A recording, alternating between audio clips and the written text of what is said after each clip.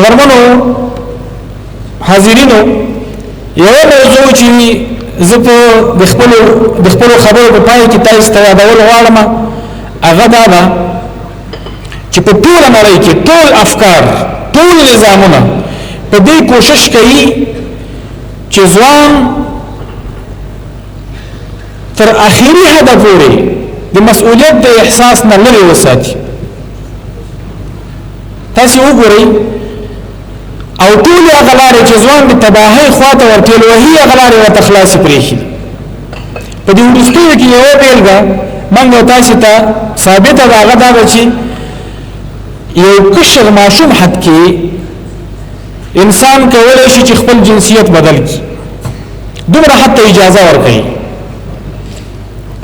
هلک یو دا وایي چې زه هلک نه پاتې کېږم، جنۍ وایي چې زه نور جنۍ نه پاتې کېږم. د جنسیت په بدلولو کې ورسره نظامونه کوشش کوي، خو کچیرته د خپل ځان د عفت د ساتلو فیصله دی کوي دا تر 30 کلنې او تر 40 کلنې پورې دا اجازه نه لري.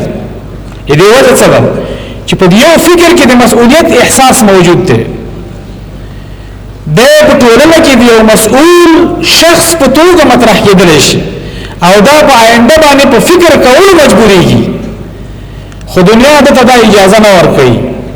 کله چې د شخصیت کشي زیر راځي، کله چې د انسانیت د خرابېدو زیر راځي، مخه ورته خلاصه پرېښه. قدرمنو معاصرینو او فاضلانو ورونو، منګه تاسو یوازې په فکری برخه کې همدا ډول په مادي او معنوي برخه کې د ځان درغولو مسؤلیت نه لرو.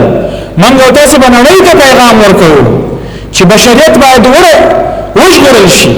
ټول هغه نړول کې افکار چې د انسان شخصیت خرابوي، د انسان فکر خرابوي، د انسان عقل خرابوي او د انسان د زړه او د ذهن نه د مسؤلیت احساس ورکوي،